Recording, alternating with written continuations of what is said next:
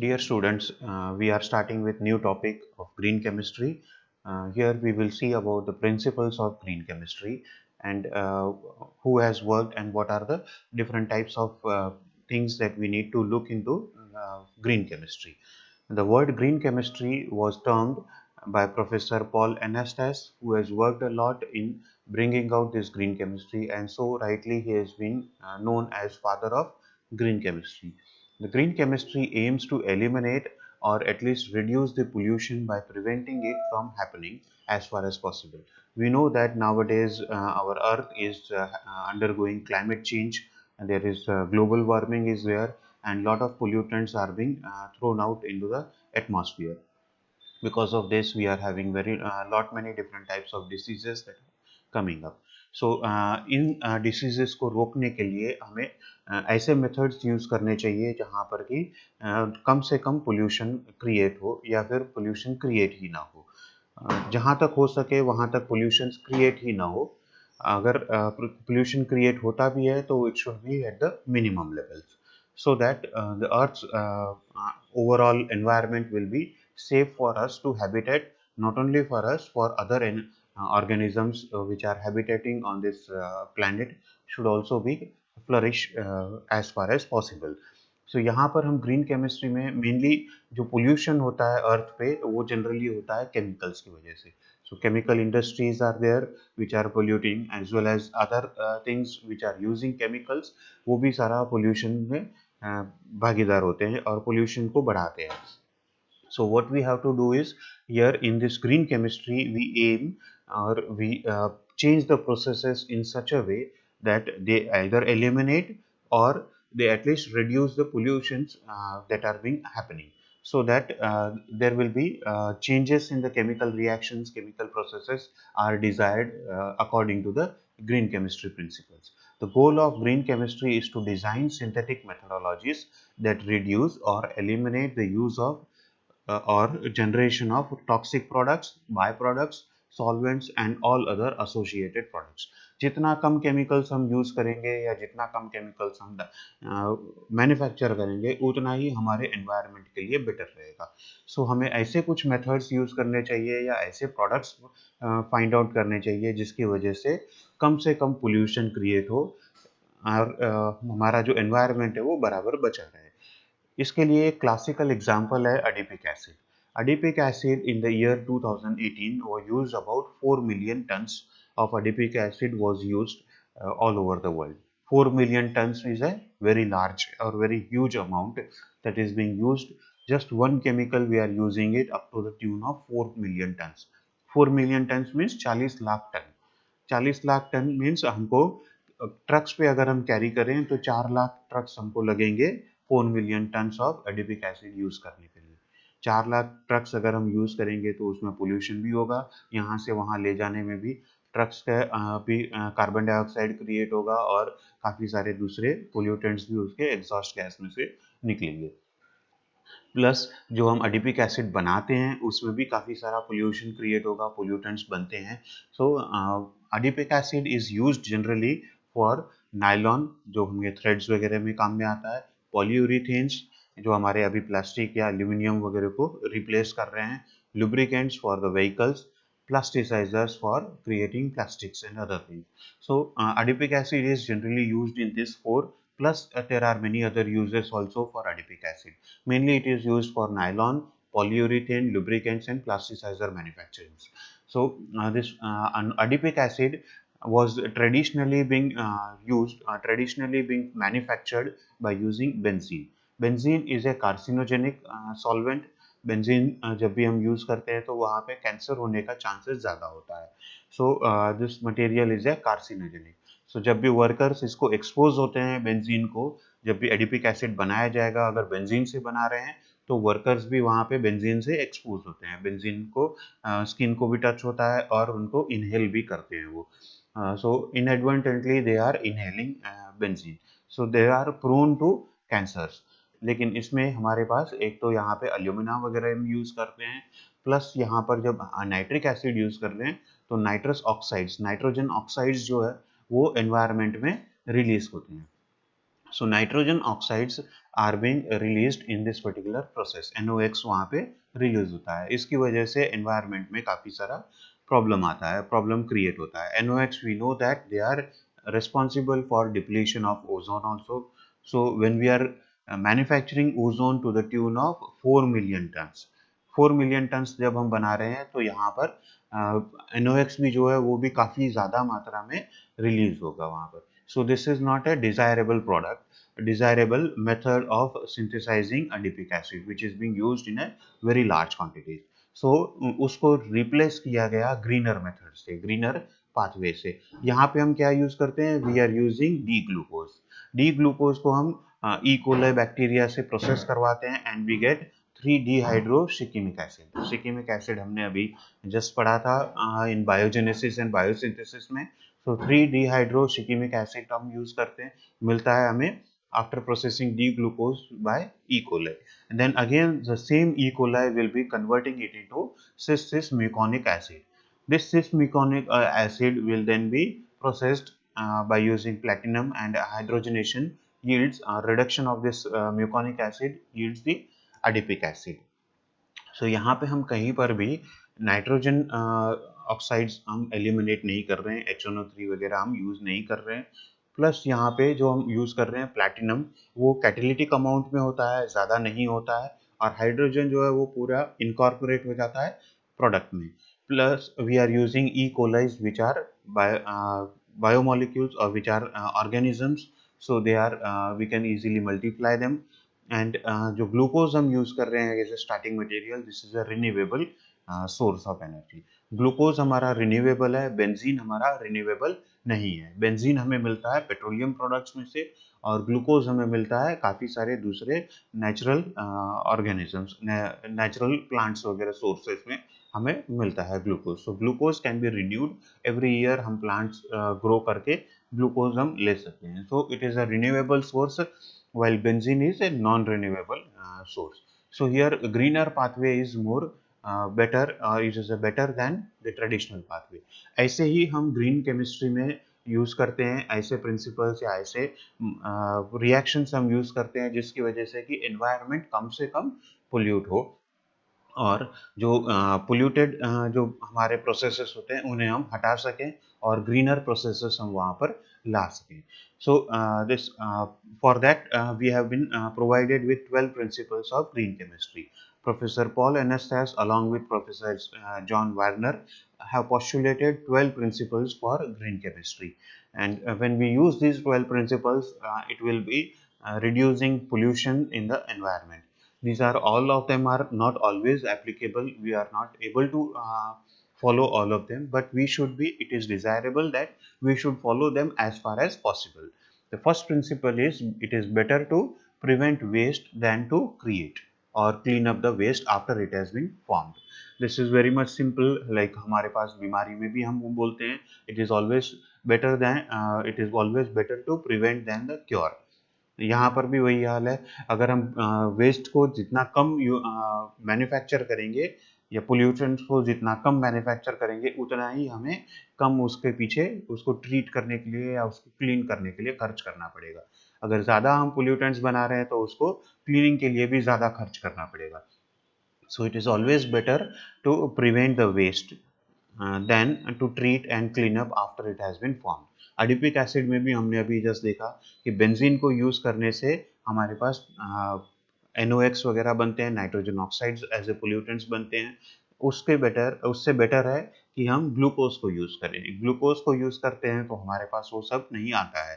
लेकिन यहाँ पे एक हमें प्रॉब्लम ये भी देखना है कि अगर हम ग्लूकोज को यूज करते हैं तो वहाँ पर एक प्रॉब्लम आती है कि glucose is a renewable source. So अगर हम वो यूज़ करेंगे तो हमारा जो ग्लूकोज हम दूसरे चीज़ों में यूज़ कर रहे हैं वो हमारे पास नहीं यूज़ कर पाएंगे हम।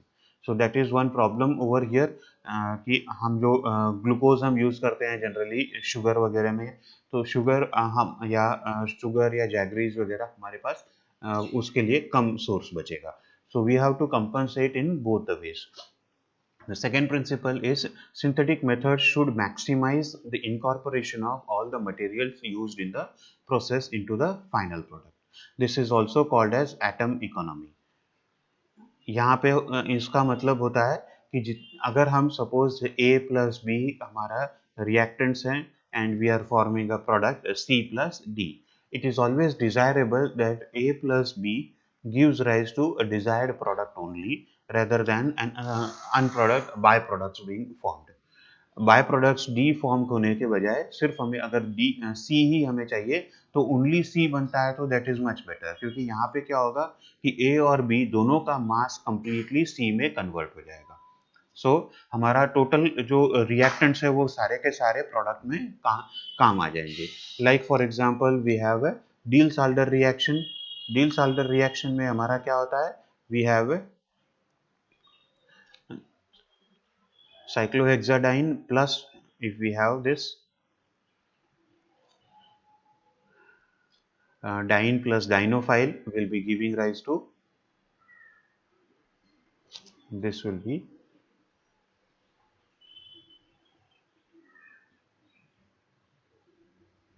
our product.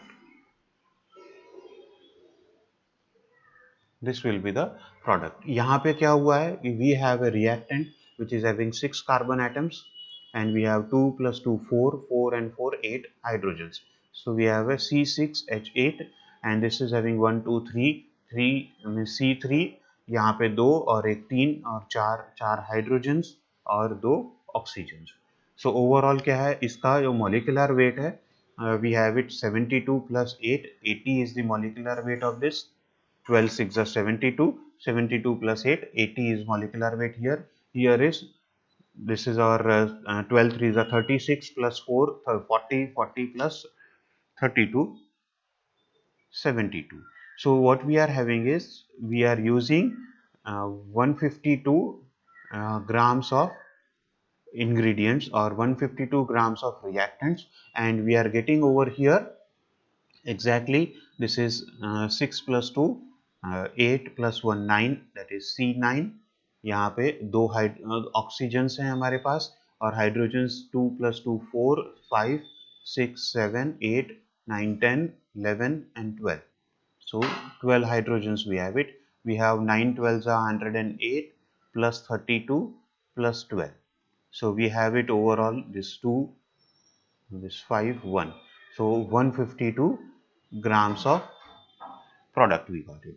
We have used 152 grams of reactants and we have got 152 grams of product.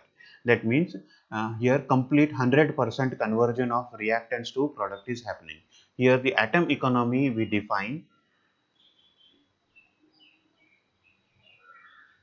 We define atom economy as the mass of desired product divided by total mass of reactants, total mass of all reactants into 100.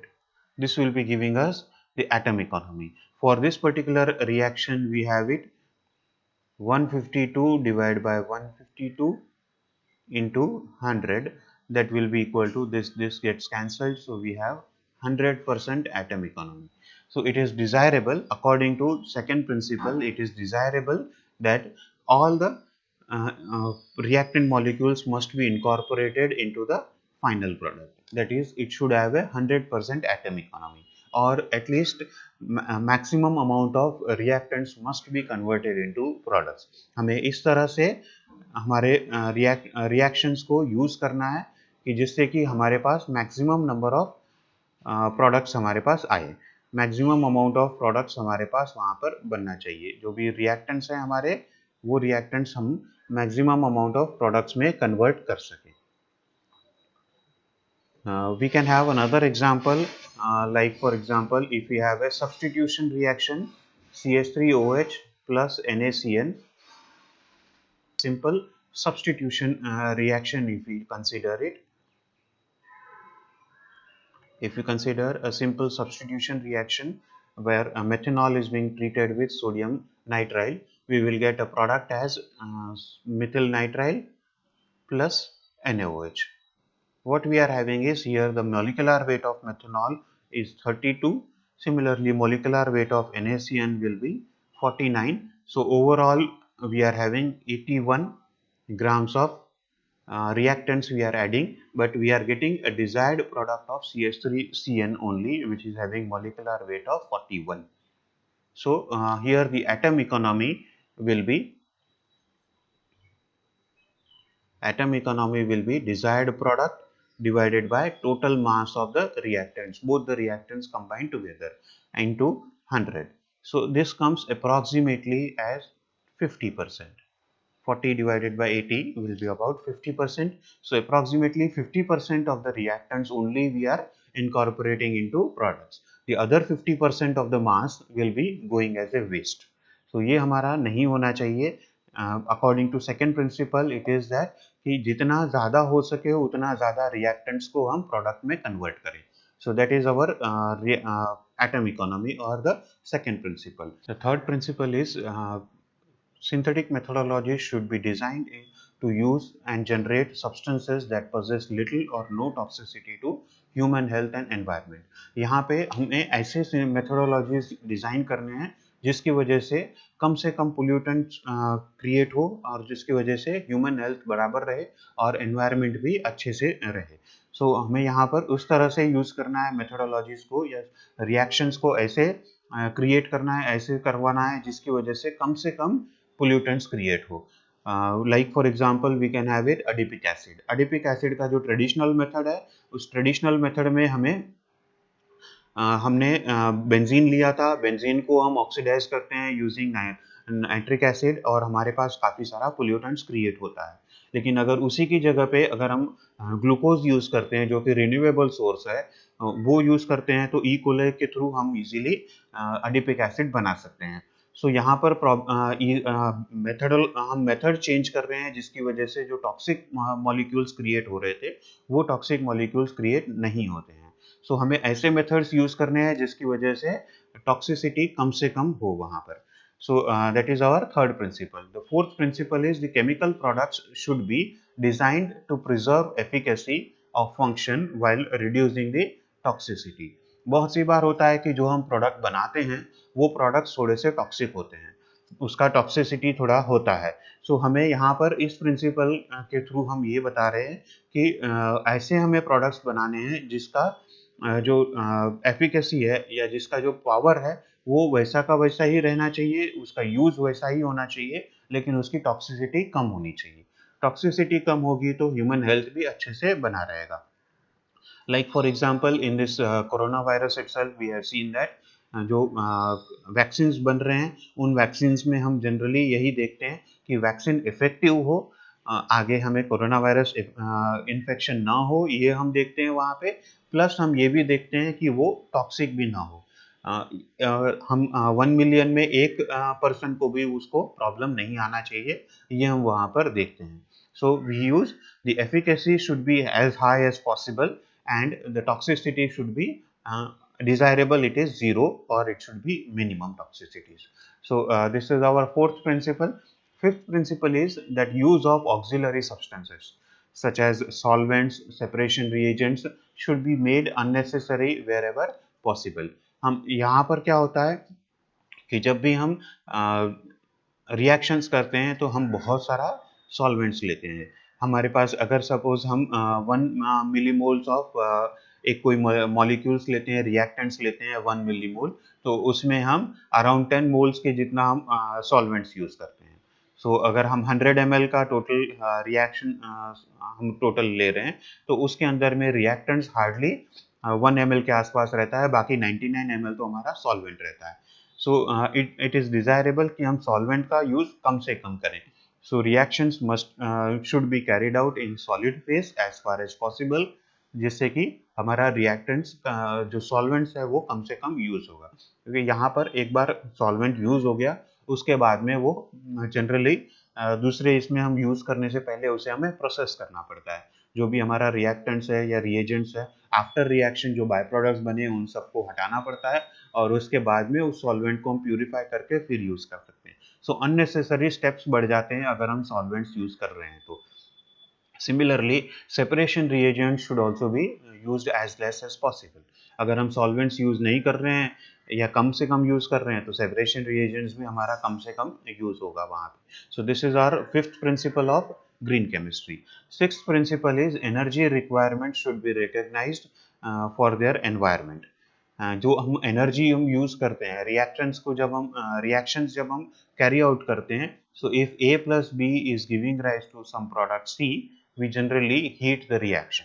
So heating में हमारा energy जाता है, energy हमारा use होता है। सो ये भी कम से कम होना चाहिए, बिकॉज वी नो दैट जब भी टेम्परेचर हम बढ़ाते हैं तो वो जनरली इलेक्ट्रिसिटी के थ्रू हम बढ़ाते हैं या फिर गैस को यूज करके हम टेम्परेचर बढ़ाते हैं। इन both the cases, if we are using gases, it is coming from petroleum products, fossil fuel से आता है। और अगर हम टेम्परेचर बढ़ाते हैं इलेक्ट्रिसिटी से यूज करके, तब भी हमारा मेजॉरिटी ऑफ इलेक्ट्रिसिटी जनरेशन जो होता है वो कोल के थ्रू होता है, कोल बर्निंग के थ्रू, वो भी हमारा फॉसिल फ्यूल्स से थ्रू आता है। सो अगर हम टेम्परेचर्स एट एम्बिएंट टेम्परेचर में अगर हम रिएक्शन यूज करते हैं, ambient temperature and ambient pressure में, मीन्स हमारा 298 डिग्री केल्विन में अगर हमारा टेम्परेचर हम करते हैं और 1 एटमॉस्फेयर प्रेशर यूज करके करते हैं, तो इसमें हमारे पास हीट करने की ज़रूरत नहीं पड़ेगी। इसकी वजह से जो हमें टेम्परेचर बढ़ाने में जो एनर्जी खर्च करते हैं वो नहीं करना पड़ेगा। सो इससे हम फॉसिल फ्यूल्स का जो यूज़ होता है वो भी कम से कम हम कर सकते हैं। So according to sixth principle, the economic impact should be minimised by minimising the energy requirements. Synthetic methods should be conducted at ambient temperature and ambient pressure, that is at 298 Kelvin and 1 atmospheric pressure as far as possible. It is not always possible to carry out at this pressure, this temperature and pressure. For example, अगर हम ammonia का synthesis कर रहे हैं using Haber's process, then we know that the reaction should be carried out at very high pressures. Reaction should be carried out at very high pressure as well as very high temperatures. So temperature और pressure इस reaction में हमें काफ़ी ज़्यादा बढ़ाने ही पड़ेंगे, otherwise ये reaction बहुत ही स्लो हो जाता है। सो यहाँ पर इकोनॉमिक इम्पैक्ट्स को भी हमें देखना है और उसको देखते हुए हमें एनर्जी का जो रिक्वायरमेंट है वो मिनिमम करवाना है। That is our sixth principle. Seventh principle is raw materials of feedstock should be renewable rather than depleting raw materials wherever technically and economically practicable. Like हमारा एडिपिक एसिड का फिर से example हम ले सकते हैं। We were using benzene for manufacturing adipic acid, but adipic acid can be manufactured from glucose also. Glucose is a renewable source, so it can be easily renewed. Every year we can grow lot and lot of sugar canes, so वहाँ से हमें glucose very easily मिल सकता है। Benzene हमें fossil fuel से मिलता है जो कि पेट्रोलियम प्रोडक्ट्स में से आते हैं। सो पेट्रोलियम प्रोडक्ट्स में से बेंजीन हमें मिल सकता है, लेकिन ये बेंजीन जो है पेट्रोलियम प्रोडक्ट्स जो है वो मिलियंस ऑफ ईयर्स लगते हैं उनको बनाने के लिए।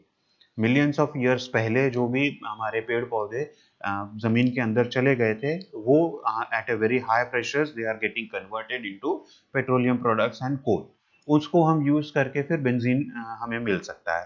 सो ये प्रोसेस में हमारे मिलियंस ऑफ ईयर्स चले जाते हैं, जबकि ग्लूकोज हमें इजीली हर साल रिन्यू कर सकते हैं बाय यूजिंग शुगर केन और other products. We can easily manufacture glucose in a very large quantities. लेकिन हमारा प्रोसेस ऐसा होना चाहिए कि जो इकोनॉमिकली वायबल भी होना चाहिए। अगर इकोनॉमिकली वायबल नहीं है तो वो फैक्ट्री चल ही नहीं सकती है। एडिपिक एसिड हमें बहुत महंगा मिलेगा और फिर हम दूसरे प्रोसेसेस जो दूसरे उसके प्रोडक्ट्स हैं वो हम यूज़ नहीं कर पाएंगे। So that way also we have to take care कि यहाँ पर हमें technically as well as economically the process should be profitable for the company, and in such a way then the raw material should be coming from the renewable sources rather than non renewable sources। जहाँ तक हो सके, जहाँ तक हमें economically profitable होता है और टेक्निकली हमें पॉसिबल है, वहाँ तक हमें हमारे जो भी रॉ मटेरियल्स है वो रिन्यूएबल सोर्सेज से लेने हैं, नॉन रिन्यूएबल सोर्सेज से हमें नहीं लेने हैं। Eighth principle is unnecessary derivatization, that is blocking the groups, protection, deprotection, temporary modifications of physical and chemical processes should be avoided as far as possible। यहाँ पर हम ये प्रिंसिपल यही बोलता है कि जहाँ जहाँ तक हो सके वहाँ तक हमें जो डेरिवेटाइजेशंस जो हम करते हैं, टेम्पररी डेरिवेटाइजेशंस जो हम करते हैं, जैसे कि कुछ फंक्शनल ग्रुप्स को हम ब्लॉक करते हैं और फिर उसको हम अनब्लॉकिंग करते हैं, प्रोटेक्शन करते हैं और फिर डी प्रोटेक्शन करते हैं। तो ये सारी जो स्ट्रैटेजीज हैं, ये स्ट्रैटेजीज अवॉइड करनी चाहिए जहां तक हो सके वहां तक। इसमें क्या होता है कि जब भी हम प्रोटेक्शन डी प्रोटेक्शन करते हैं तो we are adding two extra steps into that, we are adding two extra steps in the process. Extra step add करने पर क्या होता है कि जितने ज़्यादा नंबर ऑफ स्टेप्स हम ऐड करते हैं उतनी ही बार हमें हर स्टेप के बाद हमें उसका प्यूरिफिकेशन करना होता है। सो प्यूरिफिकेशन करने में हमें क्या होता है कि जितना ज़्यादा प्यूरिफिकेशन स्टेप्स हम करेंगे उतना ही ज़्यादा हमारा जो प्रोडक्ट है वो वेस्ट में चला जाता है। प्यूरिफिकेशन स्टेप्स में हमें रिकवरी अराउंड 80% 90% होती है, बाकी का जो 10-20% होता है वो हमारा वेस्ट में चला जाता है। प्लस जब भी हम प्यूरिफिकेशन करते हैं तो बहुत ही लार्ज अमाउंट ऑफ सॉल्वेंट्स हमें यूज़ करने पड़ते हैं, तो सॉल्वेंट भी अननेसेसरीली हमारे वहाँ पे खर्च होते हैं। सो ये चीज़ें हमें अवॉइड करने के लिए जहाँ तक हो सके वहाँ तक डेरिवेटाइजेशंस हमें नहीं करने चाहिए। सो अननेसेसरी डेरिवेटाइजेशंस फाइंड आउट करने चाहिए उस प्रोसेस में और उसे फिर हमें इस तरह से करना चाहिए कि जिससे कि वो डेरिवेटाइजेशन जो अननेसेसरी डेरिवेटाइजेशंस है वो हट जाए वहाँ से। सो केमिकल प्रोसेसेस को हमें ऐसे चेंज करना है जिसकी वजह से ये जो undesired product protection D protection steps है या टेम्पररी मॉडिफिकेशंस हैं वो हमारे ना हो यहाँ। And the ninth principle is the catalytic reagents. Catalytic reagents should be as selective as possible, which are superior over the stoichiometric reagents. Catalytic reagents हमारे use करने चाहिए ना कि stoichiometric reagents. Like for example in reduction steps, reduction step में अगर हमें यहाँ पे this is our असिटोफिनोन को अगर हम रिडक्शन कर रहे हैं तो instead of using NaBH4 we can use H2PDC hydrogenation by using palladium catalyst we can use it। यहाँ पे क्या होता है कि palladium catalyst जब हम use करते हैं तो at the end of the step we get back palladium catalyst and we are just using hydrogen molecule which is getting incorporated into the product। so यहाँ पे atom economy हमारा बढ़ रहा है because we are getting back the palladium catalyst as it is और हमारा hydrogen से completely incorporate हो रहा है मॉलिक्यूल के अंदर। सो एटम इकोनॉमी हाई हो जाता है। So second principle of green chemistry is being easily taken care of. यहाँ पे स्टोइचियोमेट्रिक जब हम रिएजेंट्स यूज करते हैं लाइक NaBH4 तो इसमें से हाइड्रोजन्स यहाँ पे यूज होते हैं लेकिन उसके साथ साथ अनडिजायरेबल वेस्ट भी बनता है BH3 एंड NaOH। तो ये हमारा अनडिजायरेबल है, ये हम बाकी कहीं पर भी वापस से यूज नहीं कर सकते हैं। और इसमें क्या होता है कि PDC जो होता है वो हमारा कैटालिटिक अमाउंट में बहुत ही कम अमाउंट में हम यूज करते हैं, जबकि NaBH4 जितना हमने असिटोक्विनोन लिया है उतने ही नंबर ऑफ मोल्स हमें NaBH4 के भी हमें यूज लेने पड़ेंगे। सो NaBH4 के भी उतने ही नंबर ऑफ मोल्स हमें लेने पड़ेंगे जितने असिटोक्विनोन के हैं। So that we are using it in stoichiometric conditions, stoichiometric reagents we are using it। so यहाँ पे stoichiometric reagents हमें ज़्यादा quantity में भी use करने पड़ते हैं प्लस वो ज़्यादा amount of waste भी create करते हैं, जबकि catalytic जो अगर reagents हम use करते हैं like PDC, ये कैटालिटिक रिएजेंट्स कम अमाउंट में हम यूज करते हैं और जो वेस्ट होता है वो भी यहाँ पर नहीं होता है या कम से कम वेस्ट बनता है। So this catalytic reagents are desirable over the stoichiometric reagents। The 10th principle is the chemical products should be designed so that at the end of their function they do not persist into the environment and break down into innocuous degradation products।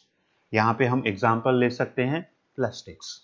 Plastics हमारा अभी जो हमारा problem है कि plastic को after use हम क्या करें। हमारे प्लास्टिक्स जो होते हैं वो प्लास्टिक के जो बैग्स होते हैं या फिर बाकी सारा पैकिंग मटेरियल में जो हम प्लास्टिक्स यूज़ करते हैं वो पैकिंग मटेरियल जब हम प्रोडक्ट लेकर आते हैं पैकिंग खोल देते हैं उसके बाद में उस प्लास्टिक का हम क्या करते हैं just we throw it away. Throw करने के बाद में ये अराउंड 1 मिलियन ईयर्स लेता है for degradation. So it takes about 1 million year for degradation. So for 1 million year it will remain in the environment. So ये 10 लाख साल तक वहाँ पर रहने वाला है। So इतने लंबे अरसे तक ही अगर रहेगा तो वहाँ पर हर साल हम प्लास्टिक्स के मिलियंस ऑफ टन्स यूज कर रहे हैं। तो ये सारा मिलियंस ऑफ टन्स हम कहाँ पे डालने वाले हैं, हमारे एनवायरनमेंट में ही जाएगा। सो हमारे पास उतनी ज़मीन भी नहीं रहेगी कि हम ये प्लास्टिक को वहाँ पर डाल सकें। So this is one major problem that we are having it. So according to 10th principle हम ये बताते हैं कि केमिकल प्रोडक्ट्स हमें ऐसे यूज़ करने चाहिए जो कि आफ्टर उनका फंक्शन वो इजीली डिग्रेड हो जाने चाहिए। उनका फंक्शन खत्म हो गया, उसके बाद में उनका जब यूज़ नहीं है तो वो अपने आप डिग्रेड हो जाना चाहिए ऐसे प्रोडक्ट्स में जो कि इजीली एनवायरनमेंट में मिसिबल हो जाने चाहिए, जो एनवायरनमेंट को नुकसान न पहुंचाए, ऐसे डिग्रेडेशन प्रोडक्ट्स में कन्वर्जन हो जाना चाहिए। 11th principle is the analytical methodologies need to be further developed to allow real-time in-process monitoring and control prior to the formation of hazardous substances. हमारा जो एनालिटिकल मेथड्स हैं वो हमारे काफ़ी एडवांस हुए हैं लास्ट 100 ईयर्स में।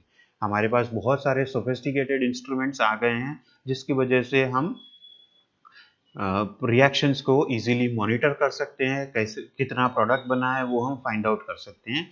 लेकिन अभी भी इसमें हमें काफ़ी सारा डेवलपमेंट करना बाकी है, जिसकी वजह से कि जब भी प्रोसेस बन रहा है, जब भी प्रोसेस हम बना रहे हैं या रिएक्शन जब भी हमारा चल रहा है, उस रिएक्शन जब हम चलता रहता है रियल टाइम में हम उस को मॉनिटर कर सकें। ऐसे हमारे एनालिटिकल मेथड्स होने चाहिए जो कि रियल टाइम में मॉनिटर कर सके। जैसे प्रोडक्ट बना वैसे हमें पता चलना चाहिए कि ये प्रोडक्ट बन गया है या कितनी क्वांटिटी में बना है, जिससे कि हम कंट्रोल कर सके। अगर हमारा डिजायर्ड प्रोडक्ट नहीं बन रहा है, कोई अनडिजायर्ड प्रोडक्ट बन रहा है, तो हमें उसको वहां पर ही यूज कंट्रोल कर सकते हैं कि ये रिएक्शन को स्टॉप कर सके। सो हमारे एनालिटिकल मेथड्स को हमें ऐसे डेवलप करना है जिसकी वजह से कि रियल टाइम में इन प्रोसेस मॉनिटरिंग हमारा कर सके for this reactions. 12th and final principle of green chemistry is the substances and the form of substance used in a chemical process should be chosen so as to minimize the potential for chemical accidents. Accidents जितने कम हो सके उतना अच्छा है, क्योंकि chemical factories में हम आए दिन देखते रहते हैं कि हमारे पास एक्सप्लोजन्स होते रहते हैं। हमारे नियर बाय एरियाज में भी काफ़ी सारे केमिकल इंडस्ट्रीज हैं। ये केमिकल इंडस्ट्रीज में आए दिन एक्सप्लोजन्स होते हैं, एक्सीडेंट्स होते रहते हैं। वैसे ही अभी जस्ट हुआ था हैदराबाद में, हुआ था, या फिर विशाखापट्टनम में हुआ था अभी। प्लास्टिक की कंपनी में एक्सप्लोजन्स हुए थे and that gas was spread over near by vegetable market, और वहाँ पर भी उसको भी हमें खाली करवाना पड़ा था। वैसे ही 1980s में हुआ था हमारा भोपाल गैस ट्रेजेडी, जिसमें कि केमिकल फैक्ट्रीज में से मिथाइल साइनेट, आइसोसाइनेट रिलीज हुआ था, जिसकी वजह से we had lot many deaths occurred during the night time. So ऐसे एक्सप्लोजन्स या ऐसे एक्सीडेंट्स हमारे पास नहीं होने चाहिए, इसका ख्याल हमें रखना चाहिए। सो सब्सटेंसेस हमें ऐसे यूज करने चाहिए कि जिससे कि एक्सीडेंटली अगर रिलीज भी हो जाए तो भी नुकसान ज़्यादा ना हो, कम से कम नुकसान हो। इस टाइप के प्रोडक्ट्स हमें यूज करने चाहिए। This is our 12th principle. So accidents should be minimized, including release and explosions as well as fire. So हमें यहाँ पे minimum amount of accidents create करने हैं, या फिर हमें ऐसे प्रोडक्ट्स बनाने हैं जिससे कि अगर वो एनवायरनमेंट में एक्सीडेंटली रिलीज भी हो जाए तो भी उसको नुकसान कम से कम हो, एनवायरनमेंट को नुकसान कम से कम हो। That is our desired 12th principle. So overall, to recap, we have the 12 principles such a way that first principle states that prevention of waste. The waste should be prevented as far as possible. Second principle talks about atom economy, that is maximum amount of reactant must be incorporated into the product. Third principle states the non-toxic products. Products should be such a way that they are non-toxic. The products that we are manufacturing, those products must be non-toxic products. Fourth principle is that it should be retaining its functional efficiency. Functional efficiency, उसका जो काम है वो काम बराबर से होना चाहिए, उसको बराबर रखते हुए हमें प्रोडक्ट्स बनाने हैं। ऐसा नहीं है कि नॉन टॉक्सिक प्रोडक्ट बनाने के चक्कर में हमने ऐसे प्रोडक्ट्स बना दिए जो हमारे काम के ही ना हो। सो वो भी हमारा अनडिजायरेबल हो जाएगा, क्योंकि वो वेस्ट बहुत ज़्यादा होगा, क्रिएट होगा। Fifth principle is avoid separation techniques. Separation techniques जितने हो सके उतने कम होने चाहिए, ताकि हमारा वेस्ट वहाँ पर कम होता है। सो सेपरेशन जब भी हम करते हैं तो सॉल्वेंट्स हमारा ज़्यादा यूज़ होता है, इसीलिए यहाँ पे डिज़ायरेबल है कि we use solid phase reactions rather than solution phase reaction. Sixth principle talks about minimum energy requirements. जितना कम एनर्जी रिक्वायर होगा, जितना कम एनर्जी खर्च होगा, उतना ही टेम्परेचर कम होगा और उतना ही हमारा इकोनॉमिकली वायबल भी होगा, क्योंकि ज़्यादा एनर्जी यूज हो रही है मीन्स ज़्यादा खर्चा हो रहा है। Seventh principle talks about starting materials from renewable sources. Like in the adipic acid, we have used glucose instead of benzene. Then eighth principle says that there should be no derivatizations. Unnecessary derivatizations हमें रोकने चाहिए. Protection deprotection steps या blocking steps या temporary modification steps यहाँ पे नहीं हो उतना बेहतर है. Ninth principle says the use of catalyst is desirable over the stoichiometric reagents. So catalyst जहाँ तक हो सके वहाँ तक use करें, then that will be good for environment also.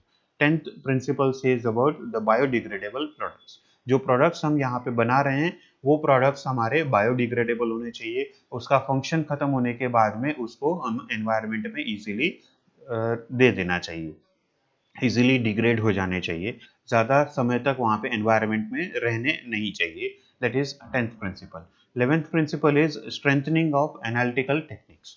हमें एनालिटिकल टेक्निक्स को फर्दर मॉडिफाई करना है, फर्दर एडवांस करना है, जिसकी वजह से कि जब भी रिएक्शन हम कर रहे हैं तो रियल टाइम में हम उसका मॉनिटरिंग कर सके और उसको इजीली रोक सके, कंट्रोल कर सके. जब भी एक्सीडेंट होना हो तो उससे पहले या फिर अनडिजायरेबल प्रोडक्ट्स बन रहा हो तो हम इजीली उसको अवॉइड कर सकें. 12th principle talks about avoiding chemical accidents. Always chemical accidents are very harmful, so they should be avoided as far as possible. So these are the 12 principles of green chemistry. Thank you very much.